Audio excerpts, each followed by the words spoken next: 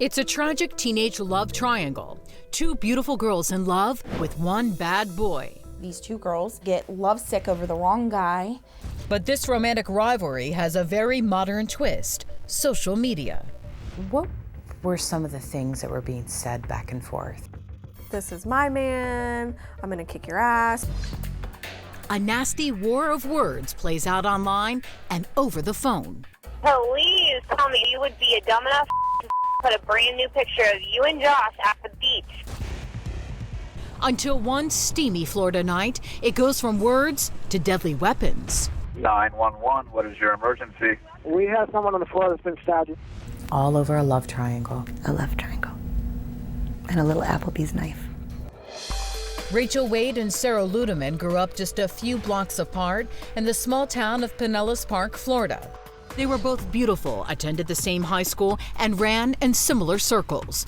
But in every other way, the girls were polar opposites. Rachel, 19 years old, was a petite girl, fiercely independent, a waitress, and a blonde bombshell. Rachel Wade was like one of the girls that all the girls wanted to be like and all the boys wanted to be with. Sarah Ludeman was just 18 years old, a high school senior still living at home with a curfew. She loved animals and had dreams of becoming a veterinarian. Hi, Simon. She was kind of a daddy's girl who liked going to baseball games and country rock concerts. But the two beautiful teens did have one thing in common: Josh Camacho. What did these girls see in Josh? To be honest, I don't know. Rachel met Josh in elementary school, but her best friend Ashley DaCosta says it wasn't until high school that the sparks flew. I never got a good feeling from him. Ever. Ever. Just that gut feeling, you know? 19-year-old Josh was a player, reportedly a deadbeat dad to a toddler, and according to journalist Lane DeGregory, loved being the bad boy. I think he fashioned himself to be a little thug kid. He had pictures with guns, pictures smoking weed, pictures with pit bulls. That was the image he was striving for as a 17, 18-year-old. And it was working. And he was getting the girls. Sarah never had a real boyfriend, but that would all change one fateful day when she walked into a Chick-Fil-A where Josh was a cook. He came out of the back smelling like French fries and winked at her. And no one had ever really flirted with Sarah. And so she was just completely blown away that this guy was interested in her. Rachel and Sarah both fell hard for Josh. There was just one problem. He didn't want each girl to find out about each other. For months, Josh dated both Sarah and Rachel. You have this beautiful girl working at Applebee's in her own apartment, you know, so he sees that in Rachel. And then he sees this little good girl, Sarah, Miss Innocent, you know, still living at home with her parents. So I think, you know, he had his advantages with both of them. But his secret was about to be exposed in a very public way.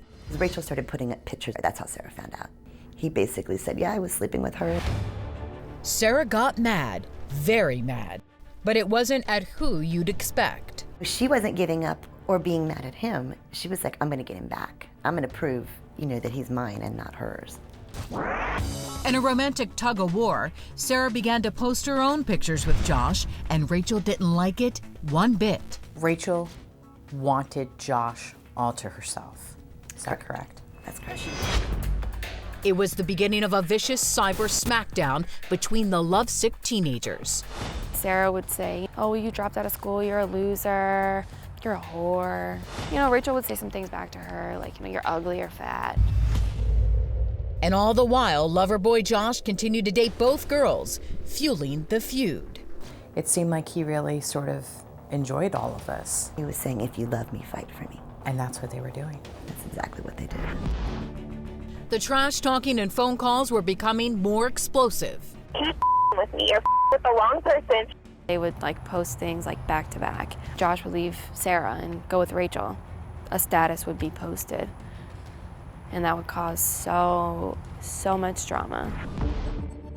Finally, Sarah had had enough and began confronting Rachel face to face. Sarah and her friends would come in there and harass her nonstop, try to trip her.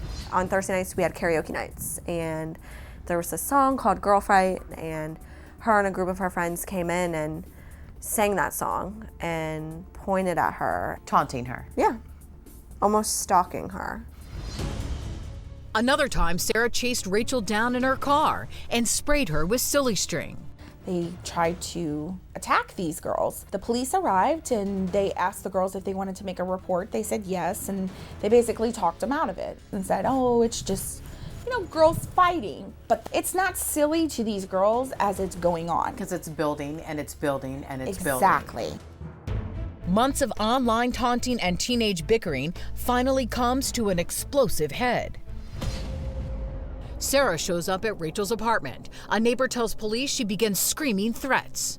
Saying, I'm gonna kick your ass, come downstairs, blah, blah, blah, blah, blah. And Rachel was home alone. Rachel, now terrified, grabs a steak knife, waits for Sarah to leave, and runs to her car. She took a steak knife with her because she didn't know who was down there. Where was she going? She was going to her ex-boyfriend Javier's house. Why was she going there? Because nobody would suspect that she would be there. Sarah leaves Rachel's apartment and drives over to play video games with Josh and his friends. Around midnight, Sarah's dad texts her about curfew. But before she can leave, one more text comes in. As she gets ready to leave, Rachel texts Josh and said, oh, I know you're with her. Sarah's infuriated, but mostly worried Rachel will swoop in on Josh as soon as he's alone.